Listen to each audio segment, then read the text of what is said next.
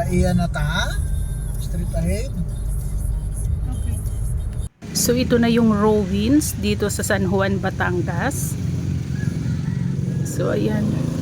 Tanaw natin siya dito sa pero andun daw sa kabilang side yung main entrance nito. Kaya ikot tayo dun sa kabilang side. Ang main entrance ng ruins is located in front of San Juan Public Market.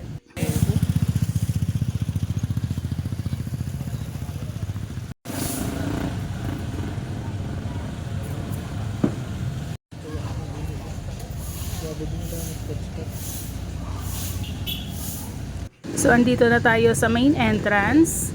So malawak pala yung parking area nila dito sa may labas. Yan, tanaw na rin natin dito sa labas yung the ruins.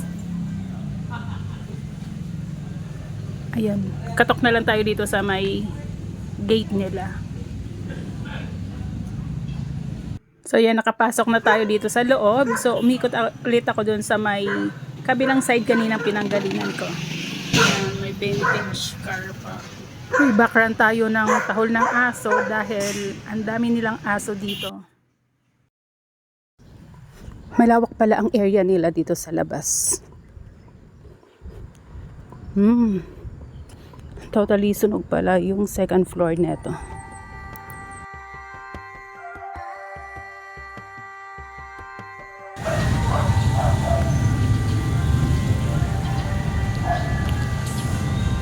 Pasok na tayo dito sa loob ng The Ruins.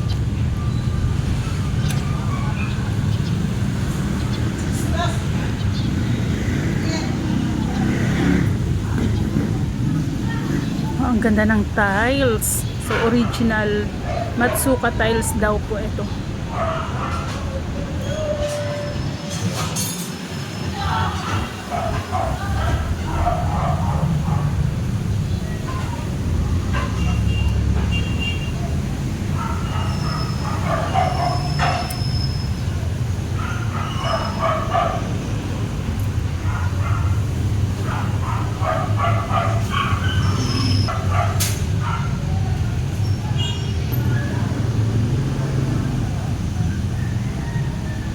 Good afternoon po. So samahan tayo ngayon ni Miss Myrna para sa ating tour.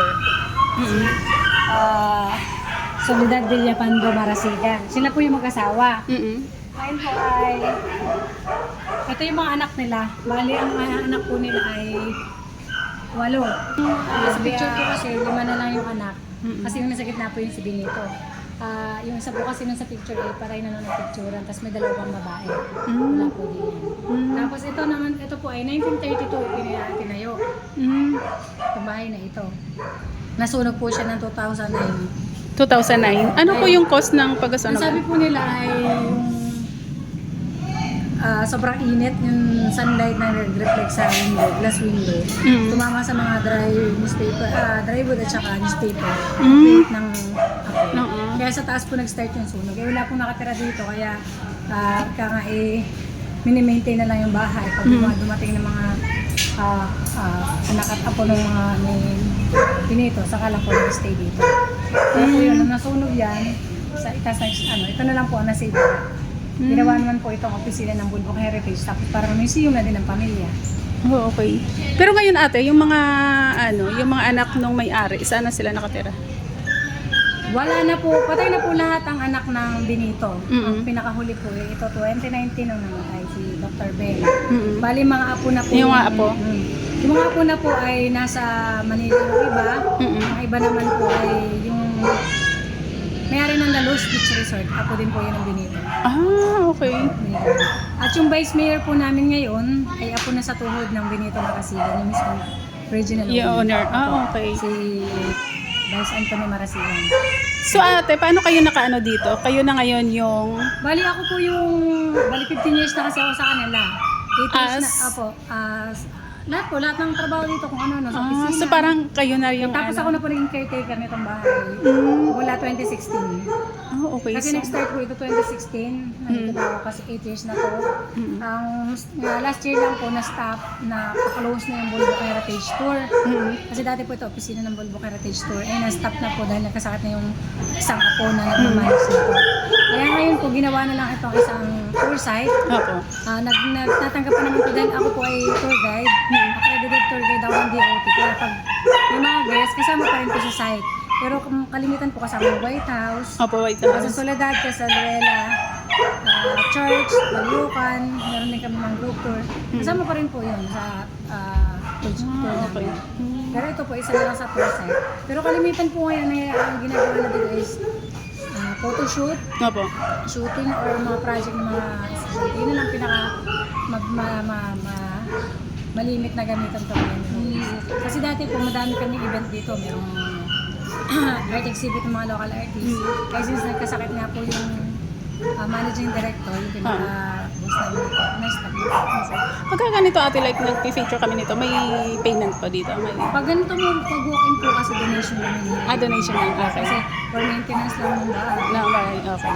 Kuryente. Para aware din yung mga ibang napunta. Pero pagka po pagka nagpabook sila as in tour dito, kasi yung maayos na tour, iba po ba ay 100 per head po, minimum of 6.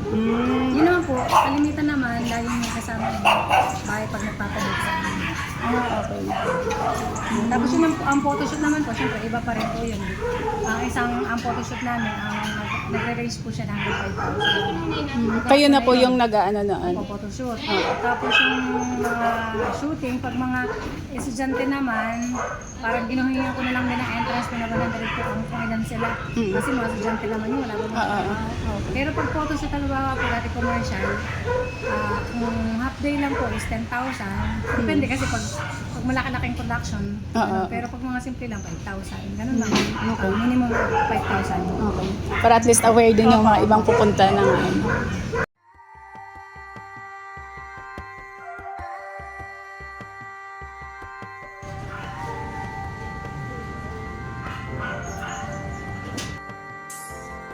So ito ay yung portrait ng bahay before and after siyang masunog.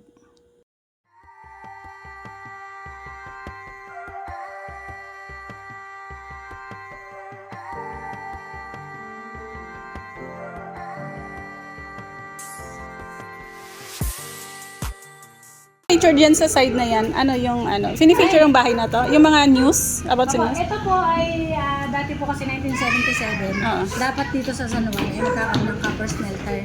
Yung parang nagkakaroon namin ng copper smelter. Hindi na po, kung yun po yung natuloy noon, 1977, malamang wala na kami magandang beach ngayon.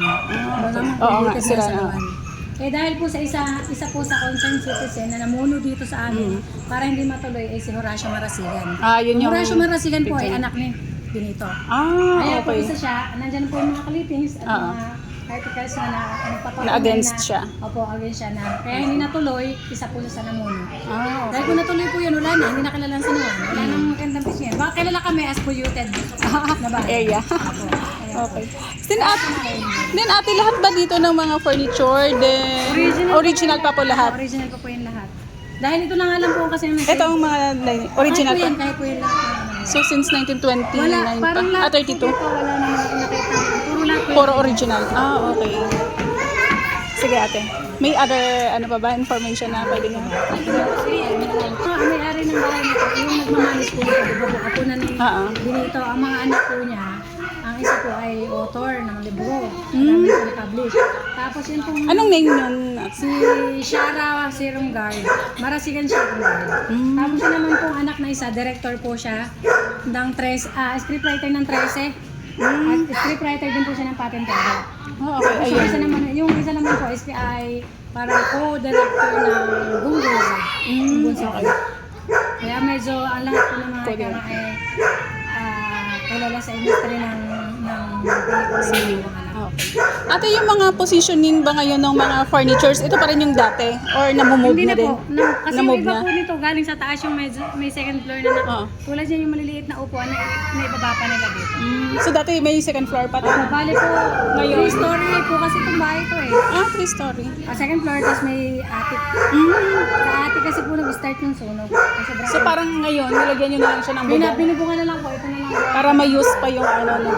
Pero wala bang plan na i-ano ito? I-renovate na? Wala kasi na. ito nga po kung tutuusin ay nung nagsara yung Boulevard Heritage Tour, yung managing director ay nagkasakit.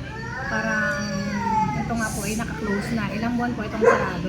Ngayon, dahil parang naano naman yung boss ko, yung si Sir Saldi na parang kakalungkot naman, mabubulok na lang basta. Kaya pinabalik niya ako dito, tapos sabi niya, yan na, limisin mo yung gawin natin yung tour site. Kaya po, At least siguro kung ma-restore to, no? Ang ganda pa tong mga since ano. ako nga lang po hindi masyado nakakapag-intindi din ko na ako may iba po kasi ang trabaho kasi syempre wala okay. so, Oo. ang kita lang po kasi dito pag may tour lang. So hindi rin kayo sinisweldohan din talaga Hindi nung na po. owner? Dati nung may opisina pa to, may monthly po. Okay. Tapos Parang yung- ina-allow na lang kayo na tumira?